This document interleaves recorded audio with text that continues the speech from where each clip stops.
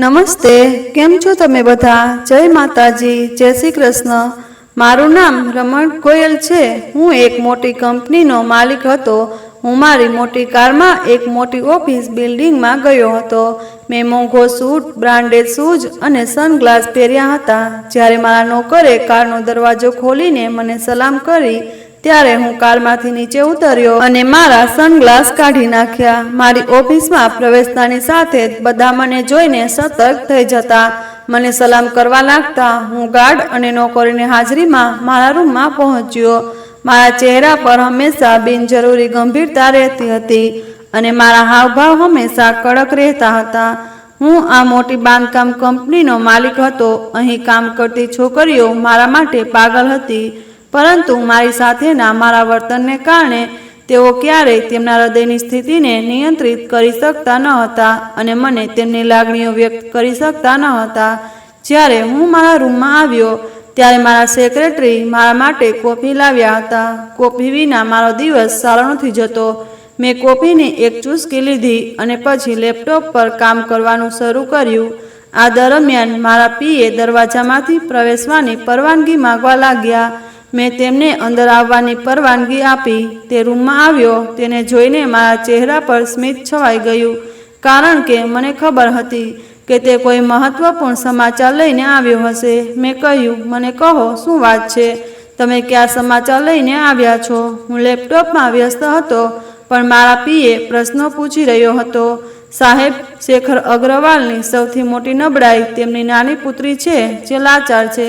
તેમની બંને મોટી પુત્રીઓ પરિણીત છે, પરંતુ તેમની સૌથી નાની પુત્રી મોટે ભાગે પથારીમાં રહે છે અને બોલી પણ શકતી નથી. શેખર તેને છુપાઈને દેશની બહાર મોકલી રહ્યો છે. તે છોકરીની ફઈ લંડનમાં રહે છે. પીએની વાત સાંભળીને મેં ઊંડા હસીને કહ્યું, રસપ્રદ વાત છે. તમે મને ખૂબ જ સારા સમાચાર આપ્યા છે. મને તેની પુત્રી મારા ફાર્મ હાઉસમાં જોઈએ છે. તે પછી મેં તેના માટે જંગશે અને હું તેને આકાશમાંથી જમીન પર ઉતારીશ. મેં મારા પીએને ઓર્ડર આપતી વખતે ધીમેથી અને ગુપ્ત રીતે આ કહ્યું. મારો ઓર્ડર સાંભળીને પીએ ચૂપચાપ માથું હલાવ્યું અને બહાર નીકળી ગયો. મેં મારા હાથ કડક રીતે બંધ કરી દીધા હતા, કારણ કે હવે સમય આવી ગયો હતો મારો બદલો લેવાનો. મેં મારી આંખો બંધ કરી અને મારા આંસુઓને કાબૂમાં રાખીને મારા મન પર ધ્યાન કેન્દ્રિત કરવાનું શરૂ કર્યું. મારી આંખો સામે ભૂતકાળની ઝાંખી છબીઓ દેખાવા લાગી. મને ખબર હતી કે શેખર પોતાની દીકરીની સુરક્ષા અને ભલા માટે પગલાં લઈ રહ્યો હતો, પણ તેને બીજા કોઈની દીકરી સાથે શું કર્યું? મારી બહેન રડી રહી હતી, મને કહી રહી હતી કે ભાઈ, મને બચાવ, તે મને મારી નાખશે. આ લોકો મને જીવતી નહીં છોડે. ભાઈ, કૃપા કરીને મને બચાવો. મારી બહેનનો તે નિર્દોષ અવાજ, જે આજે પણ મારા હૃદયને બાળી નાખતો હતો. આજે પણ જ્યારે હું ભૂતકાળને યાદ કરું છું ત્યારે મારી આંખોમાં આંસુ આવી જાય છે, પણ ખૂબ જ મુશ્કેલીથી હું મારા હૃદયને કાબૂમાં રાખું છું. મારી બહેનનો તે નિર્દોષ અવાજ, જેમાં તે અપાર પીડાથી રડી રહી હતી. મેં તેને બચાવવા માટે દરેક શક્ય પ્રયાસ કર્યો, પણ હું કંઈ કરી શક્યો નહીં. છેલ્લી વાર જ્યારે મેં મારી બહેન સારિકાનો ચહેરો જોયો ત્યારે તેની આંખો બંધ હતી. મેં કહ્યું, જાગી જા સારિકા, કૃપા કરીને જાગી જા. જો તારો ભાઈ આવી ગયો છે. હું રડતો રડતો તેને હલાવી રહ્યો હતો, પણ મારી બહેન સારિકાનું શરીર સંપૂર્ણપણે ઠંડુ થઈ ગયું હતું અને તેની આંખો કાયમ માટે બંધ થઈ ગઈ હતી. તેણે આ દુનિયાની પીઠ ફેરવી દીધી હતી. ભૂતકાળની પીડાદાયક યાદો હજુ પણ મારા હૃદયમાં જીવંત હતી અને હજુ પણ મારા અસ્તિત્વમાં ખંજરની જેમ દટાયેલી હતી. હું કંઈ ભૂલી શક્યો નહીં. મને બધું ખૂબ સારી રીતે યાદ હતું. જ્યારે કોઈ વ્યક્તિ ખરાબ સમયનો સામનો કરે છે ત્યારે તે ખરાબ સમય અને તેમાં બનેલી ઘટનાઓ અને તેમાં સામેલ લોકોને ક્યારેય ભૂલતો નથી. તેવી જ રીતે મને અને મારા પરિવાર પર થયેલા દરેક અત્યાચારને પણ હું ખૂબ સારી રીતે યાદ છે. મેં મારા મનમાં કહ્યું કે તમારી દીકરી સાથે પણ એવું જ થશે.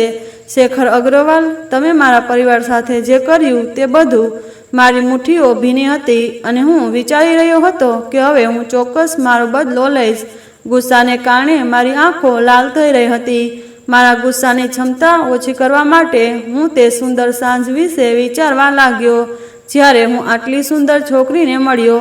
પહેલી નજરે જ મારું હૃદય તેના પર ખોવાઈ ગયું. મને ફક્ત એવું લાગ્યું કે જો હું તેને જોઉં તો મારે તેને જોતા જ રહેવું જોઈએ.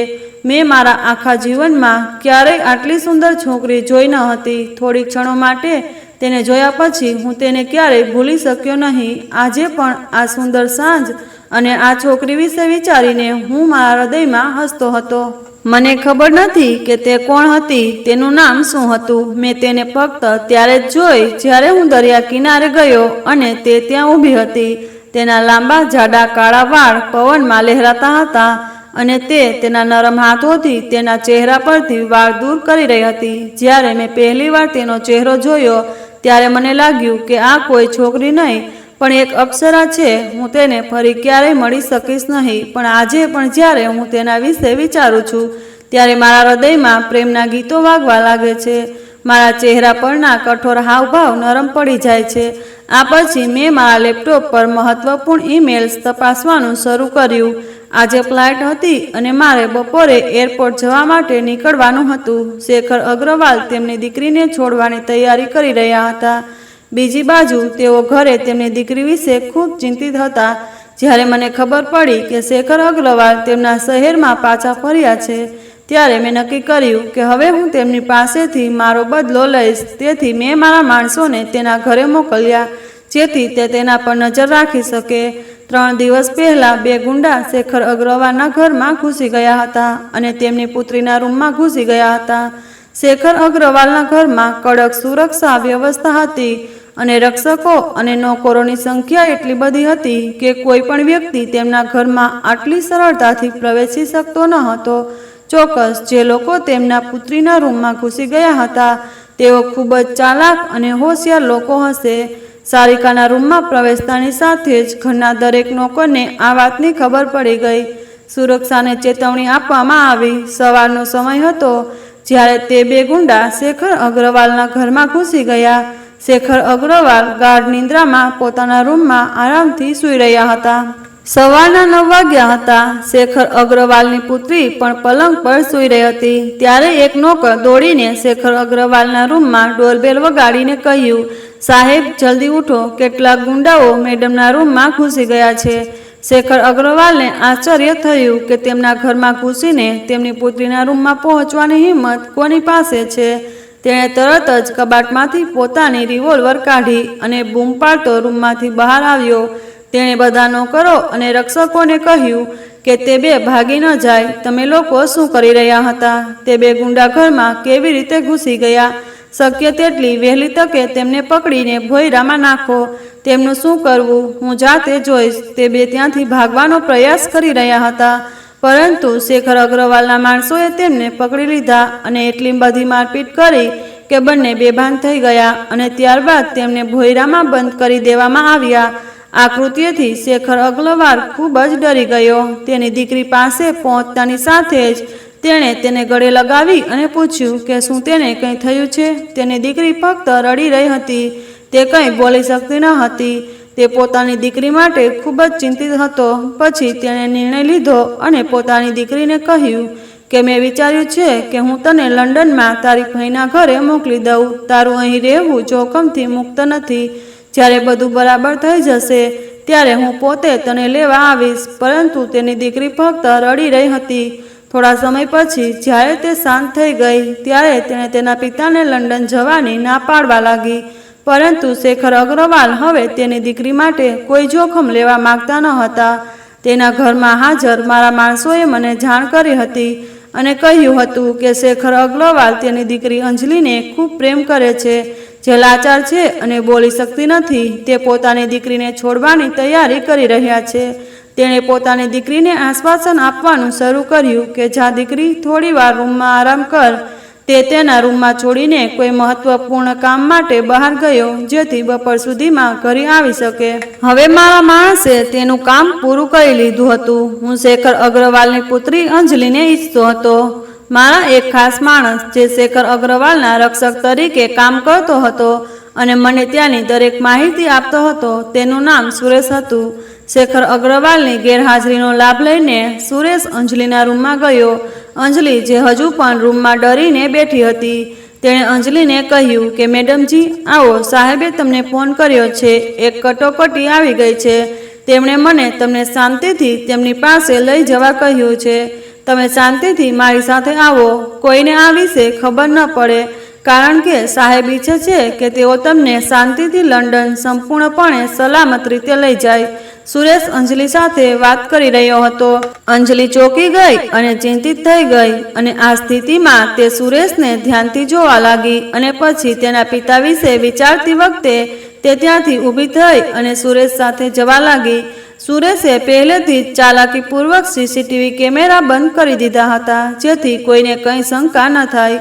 અંજલિ સાથે બંગલામાંથી બહાર નીકળતાની સાથે જ તેણે બંગલાની અંદરના પોતાના પાર્ટનરને મેસેજ કર્યો અને બધા કેમેરા ફરીથી ચાલુ કરી દીધા, જેથી કોઈને શંકા ન થાય. અંજલિ શાંતિથી કારની સીટ પર બેઠી હતી. જ્યારે ઘણો સમય પસાર થઈ ગયો ત્યારે તેણી પણ સુરેશ પર શંકા કરવા લાગી. સુરેશે અચાનક કાર રોકી અને પછી એક મહત્વપૂર્ણ ફોન કોલ કર્યો. ત્યારબાદ બે જાડી છોકરીઓ ફાર્મ હાઉસમાંથી બહાર આવી, જ્યાં સુરેશ તેને લાવ્યો હતો. બંને છોકરીઓ અંજલિને દબાવવા લાગી અને તેને અંદર લઈ ગઈ. આ જોઈને અંજલિ ચોંકી ગઈ. તેણે પોતાને તેમનાથી મુક્ત કરવાનો પ્રયાસ કર્યો પણ નિષ્ફળ ગઈ. આ બધા લોકોના વર્તનથી તેને ખ્યાલ આવી ગયો હતો કે તે કોઈ સલામત જગ્યાએ જઈ રહી નથી અને ન તો આ તે જગ્યા હોઈ શકે જ્યાં તેના પિતાએ તેને બોલાવી હતી. સુરેશે ખૂબ જ ચાલાકીથી પોતાનું કામ કર્યું હતું અને બંગલામાં પાછો ગયો જાણે કંઈ થયું જ ન હોય. સાંજે જ્યારે શેખર અગ્રવાલ તેની પુત્રીના રૂમમાં આવ્યો ત્યારે તેને ગુમ થયેલ જોઈને તે ચોંકી ગયો. તેણે બૂમ પાડી, અંજલિ, અંજલિ ક્યાં ગઈ છે? તેને શોધો, જુઓ તે ક્યાં ગઈ છે? તેણે બધા નોકરોને આદેશ આપ્યો અને પછી આખા ઘરમાં શોધખોળ કરી, પણ અંજલિનો ક્યાંય પત્તો લાગ્યો નહીં. જોકે તેણે ઘરની સુરક્ષાને તેની દીકરીની સંભાળ રાખવા માટે પહેલેથી જ ચેતવણી આપી દીધી હતી, પણ તેને કેવી રીતે ખબર પડે કે તેના ઘરના નોકરો તેની દીકરીનું ધ્યાન રાખવાના નામે તેનું અપહરણ કરી શકે છે? તેણે આખા ઘરમાં તેની દીકરીની શોધ કરી પણ દીકરી ક્યાંય મળી નહીં. ધ્રુજતા પગ સાથે તે સીસીટીવી મોનિટરિંગ રૂમમાં ગયો જેથી તે અંજલિને શોધી શકે, પણ બપોરે અડધા કલાક સુધી આખા બંગલાના કેમેરાના વિડીયો ફૂટેજ હાજર ન હતા. તે જોઈને તે ચોંકી ગયો. તે માથું પકડીને બેસી ગયો. તેણે દિલથી પસ્તાવો થઈ રહ્યો હતો કે તેની દીકરીનું કોણે અપહરણ કર્યું. તેને ખબર નહોતી કે હવે તેની દીકરીનું શું થઈ રહ્યું હશે. તેને શંકા હતી કે દુશ્મને તેની દીકરીનું અપહરણ કર્યું હશે. તેણે પોતાના માણસોને તેની દીકરી શોધવાનો કડક આદેશ આપ્યો. હવે મારી દીકરી ગમે તે ભોગે જોઈએ છે, તેને કંઈ ન થવું જોઈએ. તમે મૂર્ખ આંધળા લોકો ક્યાં હતા જ્યારે મારી દીકરીનું આટલી કડક સુરક્ષા વચ્ચે થોડા દિવસે દુશ્મન દ્વારા અપહરણ કરવામાં આવ્યું હતું? બધા નોકરોએ ભેગા કર્યા પછી તે બધાને સૌથી ઊંચા અવાજે પૂછી રહ્યો હતો. બધા નોકરો શરમથી માથું નમાવીને ઊભા હતા. પછી તેના આદેશ પર બધા અંજલિની શોધમાં નીકળી પડ્યા. ભારે હૃદય સાથે શેખર અગ્રવાલ બંગલામાં કોઈ સુરાગ શોધી રહ્યા હતા જેથી તે કોઈક રીતે તેની દીકરી સુધી પહોંચી શકે. બીજી બાજુ હું મારા મિત્રો સાથે શેખર અગ્રવાલની પુત્રી અંજલિ અગ્રવાલના ફાર્મ હાઉસ પર કબજો મેળવવાની ઉજવણી કરવા ક્લબ ગયો હતો. આજનો દિવસ મારા માટે સૌથી ખુશીનો દિવસ હતો. મારા માણસોએ ખૂબ જ સારું કામ કર્યું હતું. છેલ્લા 6 મહિનાથી હું જે મહેનત કરી રહ્યો હતો તે આજે પૂર્ણ થઈ ગઈ. હું શેખર અગ્રવાલની હાર અને મારી જીતની ઉજવણી કરવા ક્લબમાં અહીં આવ્યો હતો. હું કોલ્ડ ડ્રિંક પીતી વખતે સંગીત પર નાચી રહ્યો હતો. સંગીત એવું હતું જે કાનના પડદા ફાડી શકે. મારા અસ્તિત્વ પર ગોળાકાર વર્તુળના રૂપમાં રંગબેરંગી લાઇટો ઝબકતી હતી. હું ખૂબ ખુશ હતો. આજે પહેલીવાર મને લાગ્યું કે મારા ચહેરા પર કોઈ ગંભીરતા અને કડકતા નથી. તે હંમેશા મારી ઓળખની વિશેષતા હતી. આજે મારા ચહેરા પર ખુશી અને વિજયની ચમક હતી. એક છોકરી જેના હાથમાં વાઇનનો ગ્લાસ હતો તે મને ખૂબ જ ધ્યાનથી જોઈ રહી હતી. મારું વ્યક્તિત્વ એવું હતું કે છોકરીએ મને જોતા જ મારા પરથી નજર હટાવી શકતી ન હતી. આ છોકરીએ લાલ ડ્રેસ પહેર્યો હતો, વાળ ખુલ્લા હતા અને સ્મોકી આઈ મેકઅપ અને ઊંડા લાલ લિપ્સ સાથે તે કોઈ રાજ્યની સુંદર રાણી જેવી દેખાતી હતી. વાઇનનો છેલ્લો ઘૂંટડો લેતા તે ધીમે ધીમે મારી નજીક આવી અને કહેવા લાગી, હાય હેન્ડસમ, શું તમે મારી સાથે ડાન્સ કરી શકો છો? તેણે મારી સામે હાથ ફેલાવ્યા અને કહ્યું, મને હંમેશા છોકરીઓથી દૂર રહેવાનું ગમતું હતું, પણ આજે હું ખૂબ ખુશ હતો અને મારી ખુશીમાં હું એવું બધું કરવા માંગતો હતો જે મને ખુશી અને સંતોષ આપે. તેથી મેં આ છોકરીને જે નાચવા માંગતી હતી તેને કહ્યું કે હું તૈયાર છું. આ છોકરીનો કોમળ નાજુક હાથ પકડતાની સાથે જ મારા અસ્તિત્વમાં એક વિચિત્ર બેચેનીની લાગણી થવા આવી. મારી આંખોમાં એ છોકરીનો ચહેરો ફરવા લાગ્યો જેને હું હજુ પણ મારા હૃદયમાં પ્રેમ કરું છું, જેની તસવીર હજુ પણ મારી આંખોમાં ચોંટી ગઈ હતી. તે સાંજે જ્યારે મેં તેને દરિયા કિનારે જોઈ, તેના ચહેરા પરથી વાળના તાળા હટાવી રહી હતી. તેની આંખોમાં એ જ એકલતા હતી. મોટી કાળી આંખોવાળી તે છોકરી, તે સુંદર સાંજ, સુંદર સમુદ્રનું પાણી અને તે છોકરીનો ચહેરો મારા મનમાં આવવા લાગ્યો. તેથી હું પાછળ હટી ગયો. મને તેના સિવાય કોઈ પણ છોકરીની નજીક જવાનું ખરાબ લાગવા લાગ્યું. મેં એક પળમાં તે છોકરીનો હાથ છોડી દીધો અને મારા હૃદયની બદલાતી સ્થિતિને સંભાળીને હું ક્લબમાંથી બહાર આવ્યો અને કારમાં બેસીને ફાર્મ હાઉસ તરફ ગયો. બીજી બાજુ અંજલિ લાચારીથી રૂમમાં કેદ બેઠી હતી અને આંસુ વહાવી રહી હતી. તે ડરી ગઈ હતી, તે ગભરાઈ ગઈ હતી, એવી ગભરાટ જે તેણે 8 વર્ષ પહેલા પણ અનુભવી હતી જ્યારે તે ખૂબ નાની હતી, ફક્ત 12 વર્ષની હતી. તે પછી તેના જીવનમાં જે બન્યું તે અવિશ્વસનીય હતું. અંજલિનું આખું જીવન એક જ રાતમાં બદલાઈ ગયું. તેની બધી ખુશી તેનાથી છીનવાઈ ગઈ અને તે આજે જે સ્થિતિમાં છે તે દયાને પાત્ર હતું. હું ક્લબથી સીધો ફાર્મ હાઉસ ગયો. મેં મારા નોકરો પાસેથી આખા દિવસનો રિપોર્ટ લીધો હતો અને અંજલિને રૂમમાં કેદ કરવામાં આવી હોવાના સમાચાર પણ મળ્યા હતા. મારા ચહેરા પર વિજયનું સ્મિત છવાઈ ગયું. મેં મારા નોકરોને કેટલીક મહત્વપૂર્ણ સૂચનાઓ આપી અને શેખર અગ્રવાલની નબળાઈ એટલે કે તેની સૌથી નાની અને સૌથી પ્રિય પુત્રીને કચડી નાખવાના ઈરાદાથી તે રૂમમાં ગયો જ્યાં તેને કેદ કરવામાં આવી હતી. ઓરડામાં અંધારું હતું અને ફક્ત એક રાત્રિનો બલ્બ પ્રગટાવવામાં આવ્યો હતો. તેના ઝાંખા પ્રકાશમાં મેં તેને ઘૂંટણ પર માથું રાખીને રડતી જોઈ. મેં આગળ વધીને રૂમની લાઇટ ચાલુ કરી અને રૂમ પ્રકાશિત થઈ ગયો. મેં હસતા હસતા કહ્યું કે ભાગ્યની કૃપા છે કે શેખર અગ્રવાલની નબળાઈ આજે મારી સાથે છે. હવે મને તારાથી ઘણા ફાયદા છે. છોકરી, હું જાણું છું કે તારો કોઈ વાંક નથી, પણ તારા પિતાના કાર્યો માટે તારે કિંમત ચૂકવવી પડશે. તું ગમે તેટલું રડ. હું દરવાજા પાસે ઊભો રહીને હસતા હસતા તેને આ બધું કહી રહ્યો હતો. અંજલિ માથું નીચું રાખીને રડી રહી હતી. તેના લાંબા કાળા જાડા વાળ તેના ચહેરા પર ફ્લોર પર વિખરાયેલા હતા. મેં જે કહ્યું તે સાંભળીને તેના હાથમાં ધ્રુજી ઉઠ્યો. તે લાચારીથી માથું ઊંચું કરીને ઊભી થઈ. પેલી છોકરીના ચહેરા તરફ જોતાની સાથે જ મને એવું લાગ્યું કે જાણે મને 440 વોટનો ઝટકો લાગ્યો હોય. હું આ ચહેરો ક્યારેય ભૂલી શકીશ નહીં. હું અવિશ્વાસભરી નજરે તેની સામે જોઈ રહ્યો હતો અને પછી હું ધીમે ધીમે તેની તરફ ચાલવા લાગ્યો. હું આ છોકરી પાસેથી બદલો લેવાના ઈરાદાથી અહીં આવ્યો હતો, પણ તેનો માસૂમ ચહેરો જોઈને મને ડર લાગી ગયો. મારી આંખો, હૃદય અને શરીર ખૂબ જ ગભરાઈ ગયા.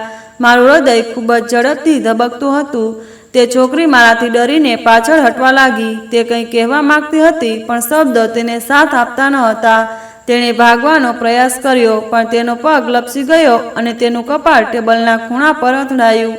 તેના કપાળમાંથી પૂર ઝડપે લોહી વહેવા લાગ્યું અને પછી તે બેહોશ થઈ ગઈ. તેને જોઈને હું સંપૂર્ણપણે ચોંકી ગયો, પણ જ્યારે મેં તેને આવી હાલતમાં જોઈ ત્યારે હું ભાંગી પડ્યો.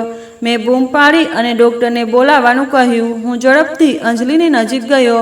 મેં તેનું માથું મારા ખોળામાં મૂક્યું. તેના માથામાંથી નીકળતા લોહીથી મારા કપડાં પર ડાઘ પડી ગયા હતા.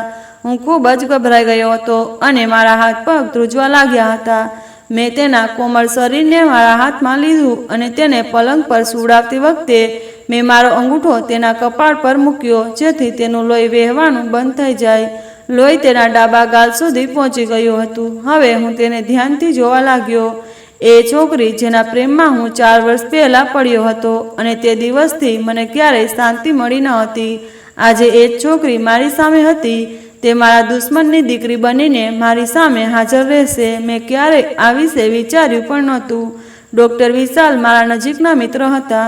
થોડા સમય પછી વિશાલ ઘરે આવ્યા. તેમણે અંજલિના કપાળ પર પાટો બાંધ્યો અને તેને ઇન્જેક્શન પણ આપ્યું, પણ તે હજુ સુધી ભાનમાં આવી ન હતી. વિશાલ ગયો હતો, પણ હું તેની નજીક બેઠો હતો. હું તેના ચહેરા તરફ જોઈ રહ્યો હતો. મારું મન મને અંજલિથી બદલો લેવા માટે ઉશ્કેરતું હતું, પણ મારું હૃદય મને વારંવાર રોકી રહ્યું હતું કે હું મારા પ્રેમ સાથે આવું કરી શકતો નથી. 4 વર્ષ પહેલા જ્યારે મેં તેને પહેલીવાર દરિયામાં જોઈ હતી, ત્યારે અંજલિ મારો પ્રેમ હતો. હું 4 વર્ષ સુધી તેના પ્રેમમાં હતો. મને તેના વિશે કંઈ ખબર નહોતી. મને તેનું નામ પણ ખબર નહોતી. 4 વર્ષમાં મેં ફક્ત ભગવાનને પ્રાર્થના કરી કે મને તે છોકરી પાછી મળે. મારા વિચારોમાં પણ ક્યારેય નહોતું કે મારી પ્રાર્થનાનો આ રીતે જવાબ મળી શકે. મારા હૃદય અને ગુસ્સાને કાબૂમાં રાખવા માટે મેં સિગારેટ સળગાવી અને ધૂમ્રપાન શરૂ કર્યું. સિગારેટનો ધુમાડો હવામાં ઓગળી રહ્યો અને હું મારી જાત સાથે વાત કરી રહ્યો હતો, કાં તો આજે પ્રેમ જીતશે અથવા મારો બદલો. મેં પાસા ઉપાડ્યા અને તેને ધ્યાનથી જોતા વિચારવા લાગ્યો. મારી પાસે 2 વિકલ્પ હતા. કાં તો મારે અંજલિના પ્રેમ માટે બધું છોડી દેવું જોઈએ, અથવા મારે તેના પિતા સાથેની તેની પ્રતિષ્ઠા બગાડીને મારા બધા અત્યાચારોનો બદલો લેવો જોઈએ. હવે મારે શક્ય તેટલી વહેલી તકે નિર્ણય લેવાનો હતો. મેં મારી આંખો બંધ કરી અને શેખર અગ્રવાલ દ્વારા મને આપવામાં આવેલા ઘા વિશે વિચારવાનું શરૂ કર્યું. મેં એક શ્રીમંત પરિવારમાં મારી આંખો ખોલી હતી, જ્યાં બધાએ મારા પર પોતાનો પ્રેમ વરસાવ્યો. મારી એક નાની બહેન સારિકા હતી, જેના માટે હું મારા જીવનનું બલિદાન આપતો હતો અને તેના માટે દરેક મુશ્કેલી સામે લડતો હતો. તે દિવસોની વાત છે જ્યારે સારિકાએ એક ભયંકર સ્વપ્ન જોયું હતું. તેણે કહ્યું કે ભાઈ, મને ખૂબ ડર લાગે છે. પપ્પાના દુશ્મનોએ અમને ધમકી આપી છે. મારા પિતાને બાળપણથી જ શેખર અગ્રવાલના પરિવાર સાથે દુશ્મની હતી. જમીનોનો કબજો અને હંમેશા નાની નાની વાતો પર ઝઘડો થતો રહેતો. પણ આ વખતે શેખર અગ્રવાલ ઘરમાં ઘૂસી ગયો અને મારા પિતાને ધમકી આપી. ત્યારથી મારી બહેન ખૂબ ડરી ગઈ. તેણે મને કહ્યું, ભાઈ, જો તે લોકો ખરેખર આપણને મારી નાખશે તો શું થશે? તે ડરથી મને પ્રશ્નો પૂછી રહી હતી. શેખર અગ્રવાલના પરિવાર સાથે અમારી લાંબા સમયની દુશ્મની હતી. અમે તે મારા પિતાનો વ્યવસાયિક દુશ્મન પણ હતો. શેખર અગ્રવાલ મારા પિતા અને અમારા આખા પરિવારથી ખૂબ જ ઈર્ષા કરતા હતા. મેં મારી બહેન સારિકાને સાંત્વના આપી અને કહ્યું કે હું તમારી સાથે છું. તમારે ચિંતા કરવાની કોઈ જરૂર નથી. આ 12 વર્ષ પહેલાંની વાત છે. મેં મારી બહેનને કહ્યું હતું કે હું તને કંઈ નહીં થવા દઉં. મારી ઢીંગલી, મેં તને નુકસાન પહોંચાડી શકશે નહીં. મેં મારી બહેનને ગળે લગાવતી વખતે આ કડક શબ્દોમાં વાત કહી, પણ મને ખબર નહોતી કે આ શબ્દ ફક્ત આશ્વાસન તરીકે જ રહેશે. શિયાળાની કઠોર રાત હતી. આખો વિસ્તાર અંધકારમાં ડૂબેલો હતો. કોઈ કારણોસર વીજળી ગુલ થઈ ગઈ હતી અને જનરેટર પણ કામ કરી રહ્યું ન હતું. પપ્પાએ ઝડપથી UPS ચાલુ કરી દીધું. સારિકાનું હૃદય ધબકતું હતું. તેને ડર હતો કે કંઈક અઘરું બનશે. આખા ઘરમાં ફક્ત 2 જ લાઇટ ચાલુ હતી. બાકીનું ઘર અંધકારમાં ડૂબેલું હતું. આ અંધારું મારી બહેનને ડરાવી રહ્યું હતું. આ દરમિયાન ડોરબેલ વાગી અને જ્યારે દરવાજો ખોલવામાં આવ્યો, ત્યારે શેખર અગ્રવાલ તેના માણસો સાથે ઘરમાં પ્રવેશ્યો. તે રાત મારા માટે ખૂબ જ મુશ્કેલ હતી. શેખર અગ્રવાલના માણસોએ મારી માતાને પહેલાં ગોળી મારી. હું વેદનામાં મારી માતાના બેભાન શરીર તરફ દોડી ગયો. તે ખૂબ લોહી વહેતી હતું. તે માણસોએ મારા પિતાને કડક રીતે પકડી રાખ્યા હતા, જેથી તે તેમના પર હુમલો ન કરી શકે. મારા પિતા હલનચલન કરી શકતા ન હતા. તેઓ તેમને છોડી દેવા માટે જોરથી ચીસો પાડી રહ્યા હતા. બીજી બાજુ મને પણ એક માણસે કડક રીતે પકડી રાખ્યો હતો. હું ખૂબ રડી રહ્યો હતો અને ચીસો પાડી રહ્યો હતો, પરંતુ કોઈ અમારી મદદ કરવા ન આવ્યું. અમારો ભવ્ય બંગલો એક નિર્જન અને ઉજ્જડ વિસ્તારમાં બનાવવામાં આવ્યો હતો. મારા પિતાએ આ ઘર પોતાની પસંદગીના શાંત વિસ્તારમાં જાતે બનાવ્યું હતું, જ્યાં શહેરનો અવાજ પહોંચતો ન હતો. અને હવે તેમનો આ શોખ તેમના જીવન માટે ખતરો બની રહ્યો હતો. એક માણસે મારી બહેનને પકડી રાખી અને 2 માણસો તેને રૂમમાં ખેંચી ગયા. તે સમયે બહેન માત્ર 15 વર્ષની હતી. તેઓ તેને એક રૂમમાં લઈ ગયા. હું મારી બહેનને બચાવવા માટે તેમની તરફ દોડી ગયો, પણ અંદરથી દરવાજો બંધ કરી દીધો હતો. પછી શેખર અગ્રવાલનો અવાજ આવ્યો, શાબાશ, આજે આપણે તે લોકોને ફક્ત પીડા અને વેદના આપવાના જ છે. તેમને જીવતા ન છોડો, તેમાંથી દરેકને મારી નાખો. અને આ છોકરીને પણ શેખર અગ્રવાલે પોતાના માણસોને ઊંચા અવાજે કહ્યું હતું. તેના માણસો વધુ હિંમતમાં આવી ગયા અને મારી બહેનને જોરથી બૂમો પાડી રહી હતી કે ભાઈ મને બચાવો, મને ડર લાગે છે, ભાઈ આ લોકો મારી સાથે ખોટું કરી રહ્યા છે, ભાઈ મને બચાવો. પણ એક માણસ મને એટલો જોરથી પકડી રહ્યો હતો કે હું આગળ વધી શકતો ન હતો. હું મારી બહેનને છોડી દેવા માટે જોરથી બૂમો પાડી રહ્યો હતો. મારી આંખોમાં આંસુ હતા. હું 25 વર્ષનો છું, પણ તે સમયે 17 વર્ષનો હતો. મારી નજર સામે બધું બનતું રહ્યું. મારી બહેન બૂમો પાડતી રહી, પણ હું કંઈ કરી શકતો ન હતો. તે વારંવાર બૂમો પાડતી રહી, ભાઈ આ લોકો મને મારી નાખશે, મને બચાવો. પણ હું લાચાર હતો. હું જોરથી દરવાજો ખટખટાવી રહ્યો હતો.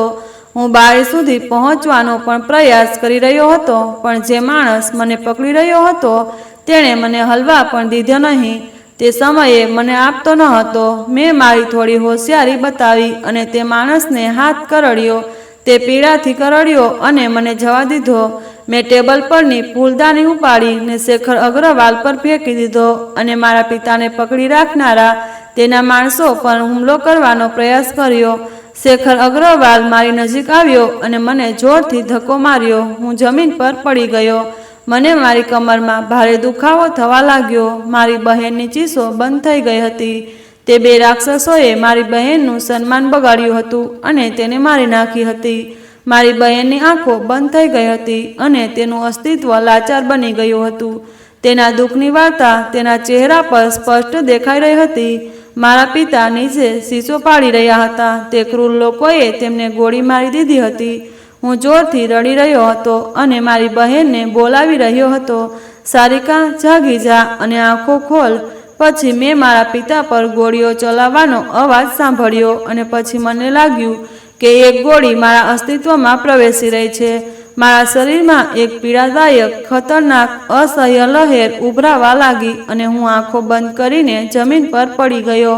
આખું ઘર અંધકારમય થઈ ગયું હતું. સળગતી બે લાઇટો પણ બંધ થઈ ગઈ હતી. હવે લાઉન્જમાં ફક્ત એક નાઇટ બલ્બ બળી રહ્યો હતો જે જનરેટર સાથે જોડાયેલ હતો. આ રાત મારા માટે ખૂબ જ મુશ્કેલ હતી. અમે ચારે જણાએ અમારા હોશ ગુમાવી દીધા હતા. કદાચ કોઈને અંદાજો પણ નહોતો કે તે રાત મારા પરિવારના દરેક સભ્ય પર કેવી રીતે પસાર થઈ હશે. જો તે સમયે કોઈ ભૂલથી અમારા ઘરે આવ્યું હોત તો આ દ્રશ્ય જોઈને તે પોતાના હોશ ગુમાવી દેત.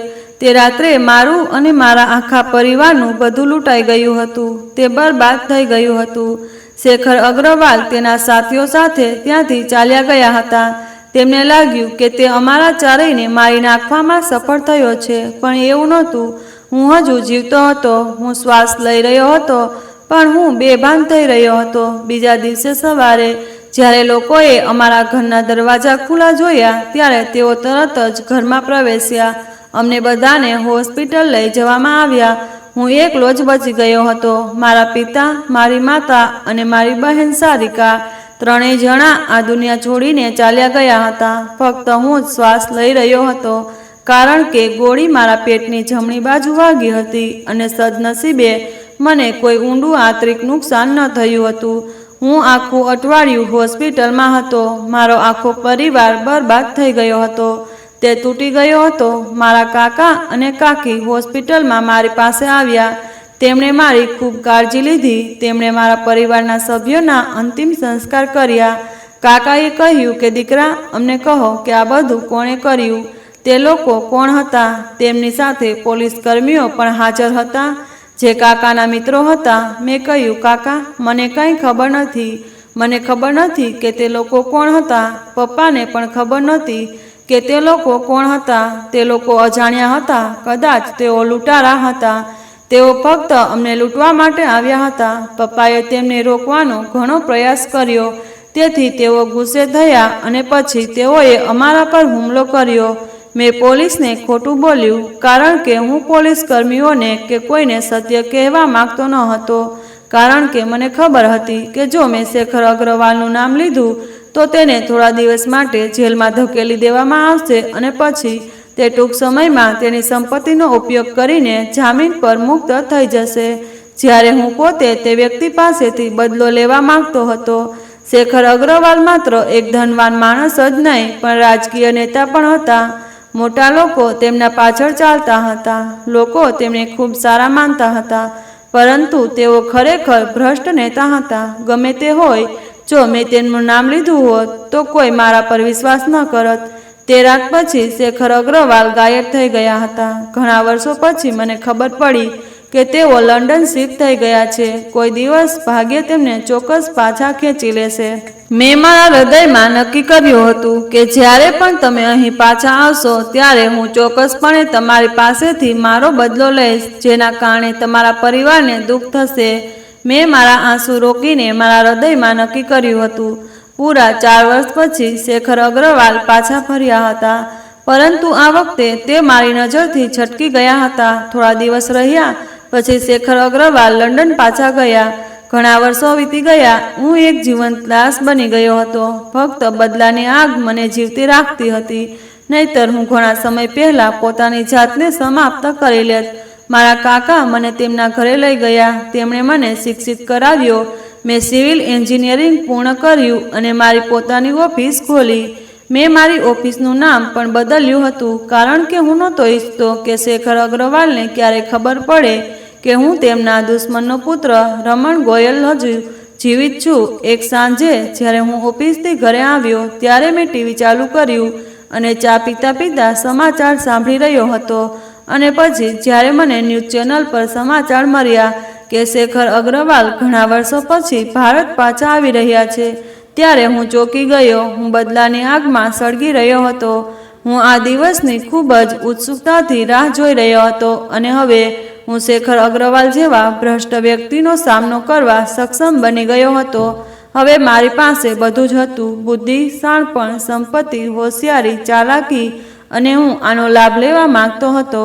મેં મારા કેટલાક ખાસ માણસોને શેખર અગ્રવાલ પર નજર રાખવા માટે મોકલ્યા હતા, અને પાછા ફરતી વખતે મારા માણસો સમાચાર લાવ્યા કે શેખર અગ્રવાલ તેની સુરક્ષા માટે ખૂબ જ કડક વ્યવસ્થા કરવા માંગે છે.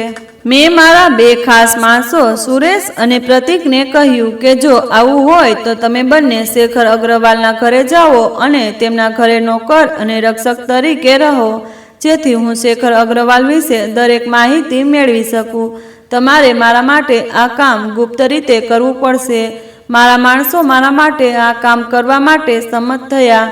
હું સુરેશ અને પ્રતીક સાથે આ યોજના બનાવી રહ્યો હતો અને પછી મારા 2 સાથીઓ શેખર અગ્રવાલનો વિશ્વાસ જીતીને તેના બંગલામાં પ્રવેશવામાં સફળ થયા. 1 વર્ષમાં મારા વફાદાર માણસોએ મને શેખર અગ્રવાલના ઘણા રહસ્યો જણાવ્યા, જે પછી મારી યોજના અને બુદ્ધિમત્તાને કારણે શેખર અગ્રવાલને ઘણી વખત હારનો સામનો કરવો પડ્યો. હવે તે પહેલા જેવો રહ્યો નથી અને આ 1 વર્ષમાં તેને ભારે નુકસાન થયું. અને પછી કેટલીક રાજકીય નેતાઓ તેનો પીછો કરવા લાગ્યા. તે લોકોએ તેની પુત્રીને પણ નિશાન બનાવવાનો પ્રયાસ કર્યો, જેના પછી શેખર અગ્રવાલ તેની પુત્રી વિશે ખૂબ ચિંતિત થઈ ગયા. જ્યારે સુરેશે આ જોયું ત્યારે તેણે તરત જ મને જાણ કરી કે શેખર અગ્રવાલની સૌથી મોટી નબળાઈ તેની નાની પુત્રી છે. આ સાંભળીને મને ખૂબ આનંદ થયો અને મને મારી બહેનની યાદ આવવા લાગી. તેનું સન્માન ન થયું અને કેવી રીતે મારી નાખવામાં આવી. અને મેં તે જ ક્ષણે નક્કી કર્યું કે હું ચોક્કસ મારો બદલો લઈશ અને તેની પુત્રીને પણ એ જ પીડા આપીશ. પણ મને ખબર નહોતી કે શેખર અગ્રવાલની પુત્રી એ જ હતી જેને હું 4 વર્ષથી પ્રેમ કરતો હતો. હું નક્કી કરી શકતો ન હતો કે પ્રેમ ખાતર અંજલિને માફ કરું કે તેના પિતાની ક્રૂરતા અને અત્યાચારોનો બદલો લઉં. હું આ બધું વિચારી રહ્યો હતો ત્યારે અચાનક મેં જોયું કે અંજલિનું શરીર હલતું હતું. તે ઊંઘમાં કંઈક બબડાટ કરવા લાગી. તેના હોઠ હલતા હતા, તેનું શરીર પણ ધ્રુજતું હતું.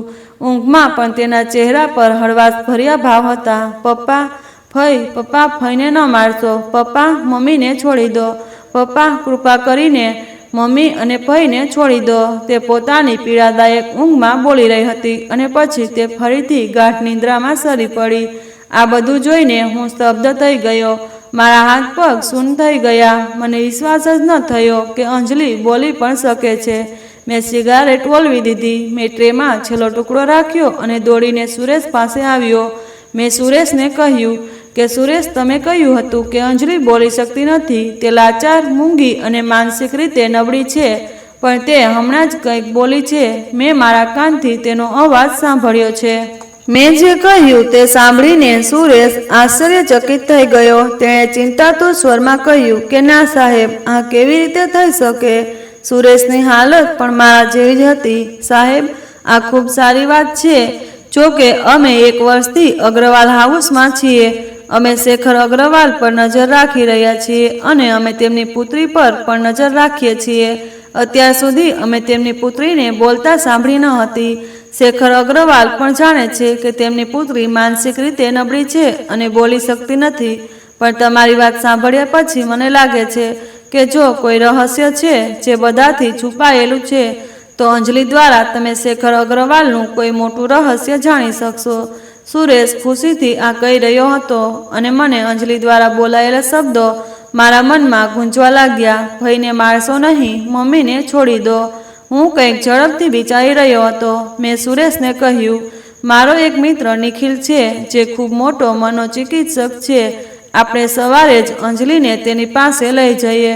પછી ખાતરી થશે કે અંજલિને શું તકલીફ છે. મારી વાત સાંભળીને સુરેશે માથું હલાવ્યું અને કહ્યું કે તું બિલકુલ સાચો છે. બીજા દિવસે સવારે બધાથી ગુપ્ત રાખીને હું અંજલિને હોસ્પિટલ લઈ ગયો.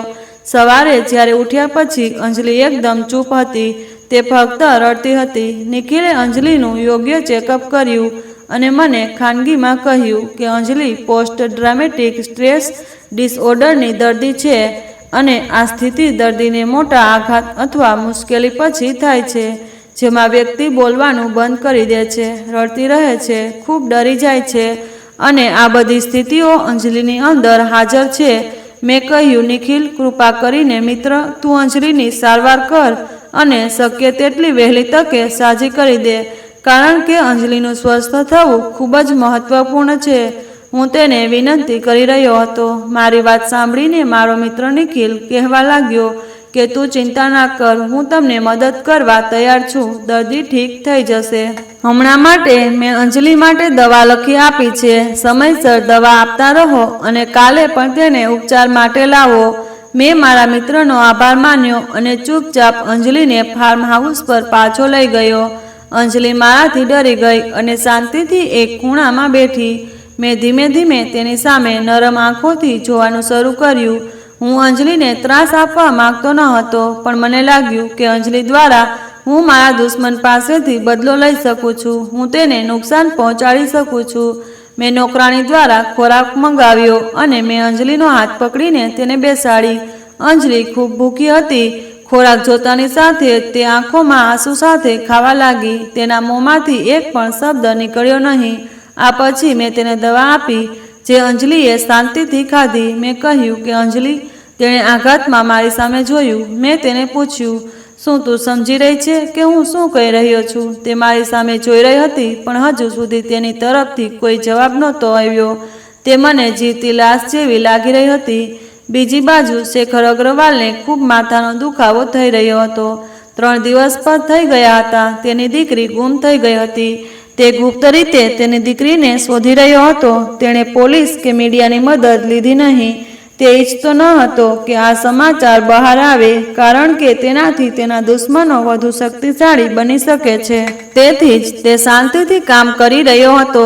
તેને આજે તાત્કાલિક અમેરિકા મીટિંગ માટે રવાના થવું પડ્યું. તે ફ્લાઇટ પહેલા એરપોર્ટ જવા રવાના થયો. નોકરોએ સૂચના આપી જતા પહેલા નોકરોને કહેવાનું ભૂલ્યો નહીં કે તેને દર કલાકે અંજલિ વિશે રિપોર્ટ આપે. મેં અંજલિ સાથે ખૂબ જ નમ્રતાથી વર્તન કર્યું. હું તેની દરેક રીતે સંભાળ રાખવાનો પ્રયાસ કરી રહ્યો હતો. મારા પ્રયત્નો પછી મને અંજલિમાં ઘણો ફેરફાર અનુભવવા લાગ્યો. તે મારા શબ્દોના સરળ જવાબો આપી રહી હતી અને આજે તેણે મને પૂછ્યું પણ કે તું છે કોણ? મેં કહ્યું, અંજલિ, હું તારો ખૂબ સારો મિત્ર છું. તે મિત્ર જે ફક્ત તારી સંભાળ રાખશે. તું મને કહે, તું મારા પર વિશ્વાસ કરે છે ને? હું તેની સાથે ખૂબ જ નમ્રતાથી વાત કરતો હતો. હું તેની સાથે ખૂબ સારી રીતે વર્તતો હતો, જેના કારણે તે ધીમે ધીમે મને ઓળખવા લાગી અને તેણે મારાથી ડરવાનું પણ બંધ કરી દીધું. અંજલિએ માથું હલાવીને મારા પ્રશ્નોનો નિર્દોષતાથી જવાબ આપ્યો. મારા ચહેરા પર સ્મિત ફેલાઈ ગયું. તે જેટલી સુંદર હતી તેટલી જ નિર્દોષ અને ક્યુટ પણ હતી. હું તેને દરરોજ થેરાપી માટે લઈ જતો હતો. બીજી બાજુ જ્યારે શેખર અગ્રવાલ અમેરિકાથી પાછો ફર્યો ત્યારે મેં પોતાનો વેશ બદલીને પોલીસને શેખર અગ્રવાલની હોટલમાં થતી ગેરકાયદેસર પ્રવૃત્તિઓ વિશે જાણ કરી. આ પછી પોલીસે તેની હોટલ પર દરોડો પાડ્યો અને તેની ધરપકડ કરવામાં આવી. તેણે ખોટા ખુલાસા આપવાનું શરૂ કર્યું અને આ પ્રક્રિયામાં તે તેની પુત્રીને ભૂલીને જેલમાંથી બહાર નીકળવાની યોજના બનાવવા લાગ્યો. 2 દિવસ પછી તે જેલમાંથી મુક્ત થયો, પરંતુ સમગ્ર સોશિયલ મીડિયામાં તેની વિરુદ્ધ એક ટ્રેન્ડ શરૂ થયો. બધા તેના વિશે ખરાબ વાતો કરી રહ્યા હતા. આ ઉપરાંત અંજલિના ગુમ થવાના સમાચાર પણ ફેલાઈ ગયા. શેખર અગ્રવાલના નજીકના મિત્રોએ પણ તેનાથી અંતર રાખ્યું હતું અને બધા તેના વિશે ખરાબ વાતો કરી રહ્યા હતા. આ બધું જોયા પછી શેખર અગ્રવાલ ડિપ્રેશનમાં ગયો. તેનું બ્લડ પ્રેશર વધી ગયું. તેના નાકમાંથી લોહી નીકળતું હતું. પછી તેના એક જૂના નોકરે કહ્યું, સાહેબ, તમે થોડા દિવસો માટે દેશની બહાર જવું જોઈએ. જ્યારે આ મામલો શાંત થાય ત્યારે પાછા આવો. શેખર અગ્રવાલે કહ્યું, તમે સાચા છો. હું કાલે દુબઈની ટિકિટ બુક કરાવીશ. ગયા પછી તમને સમાચાર મળશે. મારા પર ખોટા આરોપો લગાવવામાં આવ્યા છે તેવી અફવા ફેલાવો. મારા દુશ્મને મને ફસાવવા માટે આ બધી ગેરકાયદેસર પ્રવૃત્તિઓ કરી હતી અને મારા પર આરોપ લાગવાને કારણે મારી તબિયત બગડી ગઈ અને ડૉક્ટરે મને દુબઈ સારવાર માટે મોકલી દીધો. આ ઉપરાંત મારા નામે ગરીબ લોકોમાં 1 કરોડ રૂપિયા વહેંચો જેથી મારું માન પાછું મળે. જેઓ મારા દુશ્મન બની ગયા છે તેઓ મને ફરીથી સારો માનવા લાગે અને અંજલિને પણ શોધવાનો પ્રયાસ કરો. બ્લડ પ્રેશરની ગોળીઓ લેતી વખતે તે બધું સમજાવી રહ્યો હતો. તે બીજા દિવસે તે દુબઈ ગયો. 3 મહિનાના સતત પ્રયાસ પછી અંજલિ સામાન્ય થઈ ગઈ હતી અને તે દિવસે મેં નક્કી કર્યું હતું કે હું અંજલિને સત્ય કહીશ. હું તેની નજીક ગયો અને કહ્યું, અંજલિ, મારે તારી સાથે કંઈક મહત્વપૂર્ણ વાત કરવી છે. તો સત્ય જાણ્યા પછી તું મને મદદ કરશે? મેં તેની આંખોમાં જોઈને પૂછવાનું શરૂ કર્યું. પછી અંજલિએ મારો હાથ પકડીને કહ્યું, તે મને નવું જીવન આપ્યું છે રમણ. હું તારા માટે બધું કરીશ. તેના મોઢામાંથી આ સાંભળીને મારા હોઠ પર સ્મિત ફેલાઈ ગયું. મેં ઊંડો શ્વાસ લીધો અને તેને તેના પિતા વિશે અને તેને ઘણા વર્ષો પહેલાં મારા અને મારા પરિવાર સાથે શું કર્યું હતું તે વિશે સત્ય કહ્યું. આ બધું સાંભળીને અંજલિનું મન ભરવા લાગ્યું. તેને 8 વર્ષ પહેલાંની તે રાત યાદ આવી અને તે માથું પકડીને બેસી ગઈ. મારી છાતી પર માથું મૂક્યા પછી તે બેહોશ થઈ ગઈ. તેની આવી હાલત જોઈને મારા હાથ પગ સૂન થઈ ગયા. તેને નિસ્તેજ જોઈને મને ડર લાગ્યો કે આ સત્ય જાણ્યા પછી અંજલિ ફરીથી આઘાતમાં જશે. મેં મારું માથું પકડી રાખ્યું. મને લાગ્યું કે હું અંજલિને આ બધું કહીને મોટી ભૂલ કરી રહ્યો છું. ધ્રુજતા હાથે મેં અંજલિને કારમાં બેસાડી અને ડૉક્ટર નિખિલની હોસ્પિટલમાં લઈ ગયો. હું કોરિડોરમાં ફરતી વખતે અંજલિ માટે સતત પ્રાર્થના કરતો રહ્યો. થોડીવાર પછી ડૉક્ટર નિખિલ મને વોર્ડની અંદર બોલાવ્યો અને મને સાંત્વના આપતા કહ્યું કે અંજલિ બિલકુલ ઠીક છે. નબળાઈને કારણે તેનું બ્લડ પ્રેશર ઓછું થઈ ગયું હતું, જેનું પરિણામ તેની બેભાન સ્થિતિમાં બહાર આવ્યું. અંજલિને ડ્રીપ આપવામાં આવી. ત્યારબાદ તેની હાલતમાં ઘણો સુધારો થયો. ડૉક્ટર નિખિલે મને કહ્યું કે અંજલિને આજે રાત્રે હોસ્પિટલમાં જ રહેવું પડશે. અંજલિ મક્કમ હતી. તે આજે જ ઘરે જવા માગે છે. મેં કહ્યું કે પ્લીઝ અંજલિ, તારા સ્વાસ્થ્યનો પ્રશ્ન છે. મારા માટે આજે રાત્રે અહીં જ રહો. હું પણ તમારી સાથે જ છું. હું તેના માસૂમ ચહેરા તરફ જોઉં છું અને હું તેની સાથે વાત કરી રહ્યો છું, પણ તે સતત ઇનકારમાં માથું હલાવી રહી હતી અને રડી રહી હતી અને આગ્રહ કરી રહી હતી કે તે મારી સાથે ઘરે જવા માગે છે. હું તેના આગ્રહ સામે લાચાર હતો અને તેને ઘરે લઈ જવા સંમત થયો. ઘરે પહોંચ્યા પછી મેં નોકરાણીને તેના માટે દૂધ તૈયાર કરવા કહ્યું અને તેના માટે દવા લાવી. અમે બંને હજુ પણ ફાર્મ હાઉસમાં હાજર હતા.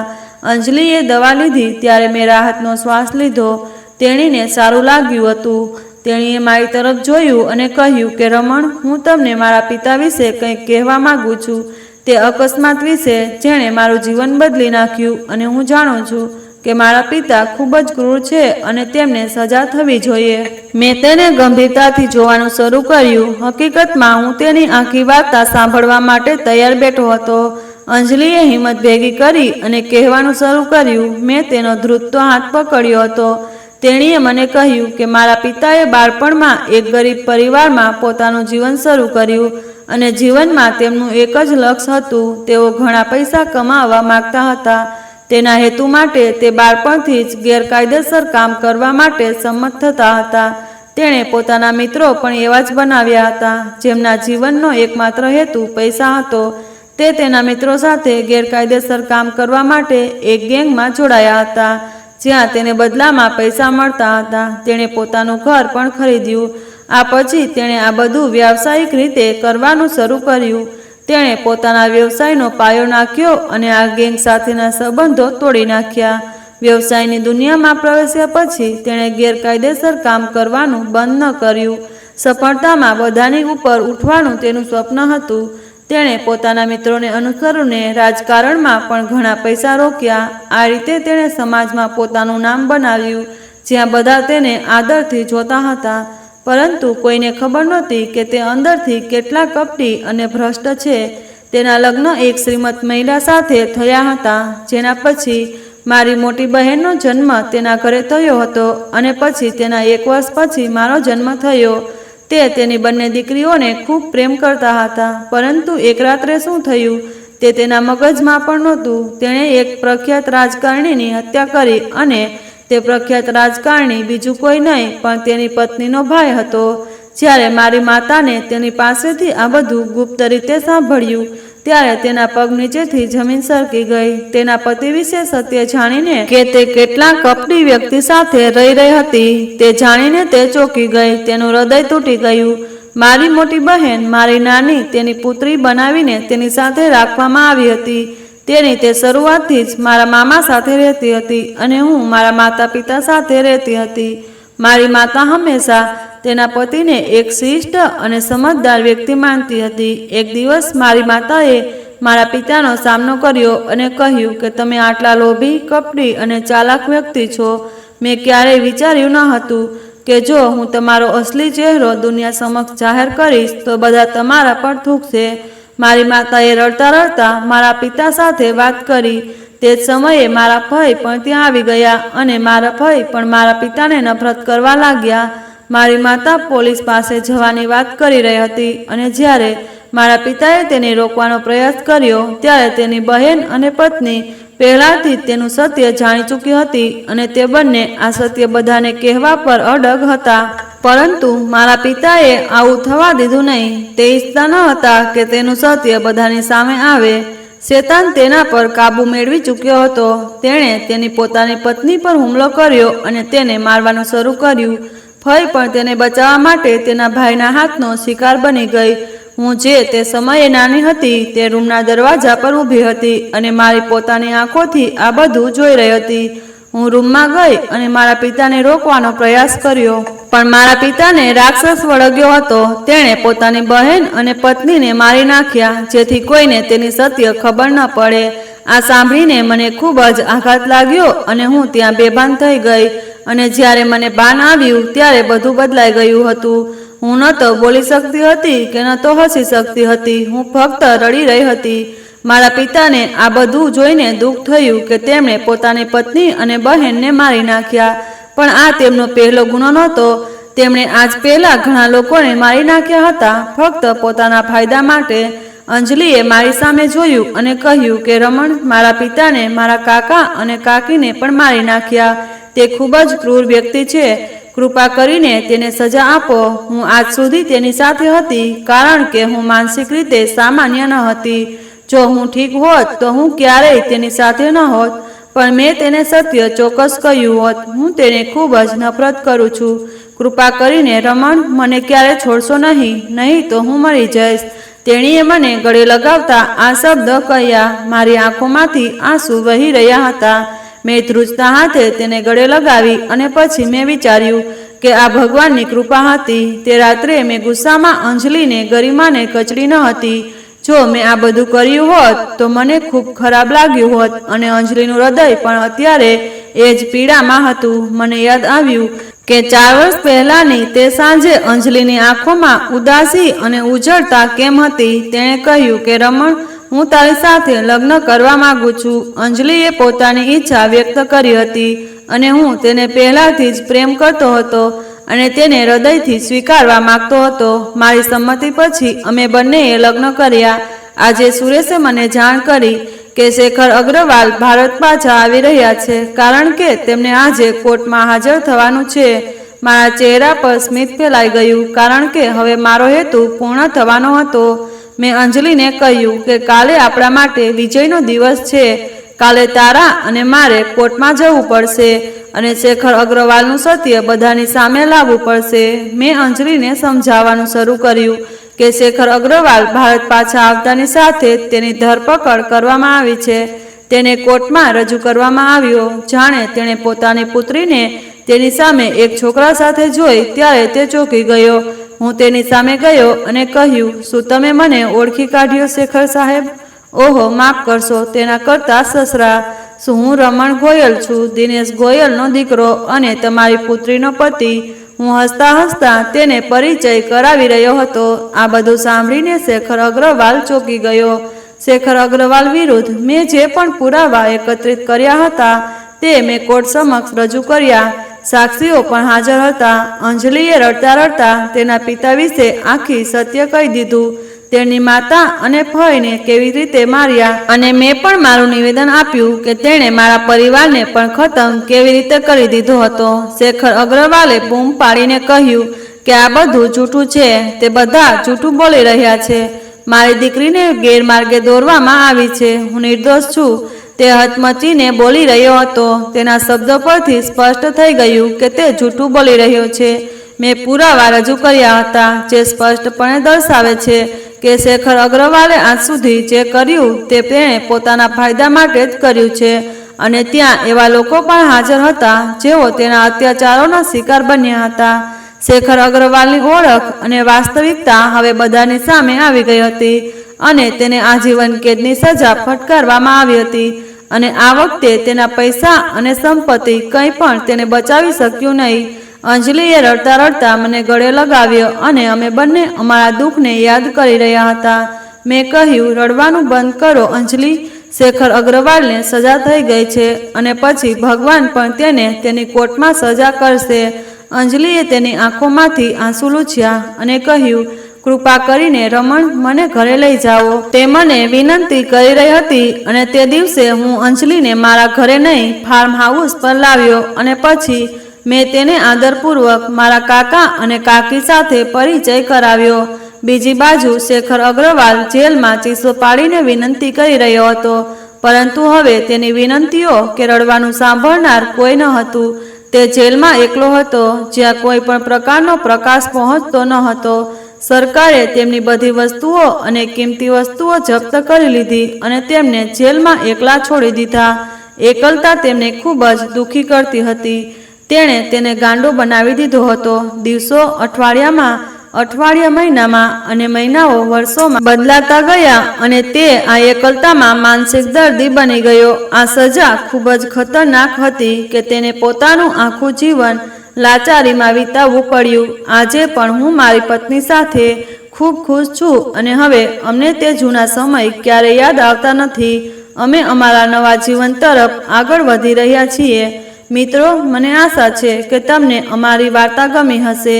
જો તમને વાર્તા ગમી હોય તો વિડીયોને લાઈક કરો. જો ચેનલ પર નવા છો તો ચેનલને સબસ્ક્રાઈબ કરો અને હા, સૂચના ઘંટડી ચોક્કસપણે દબાવો જેથી તમને આગળની અપડેટ પહેલાં મળે. આભાર. જય માતાજી. જય શ્રી કૃષ્ણ.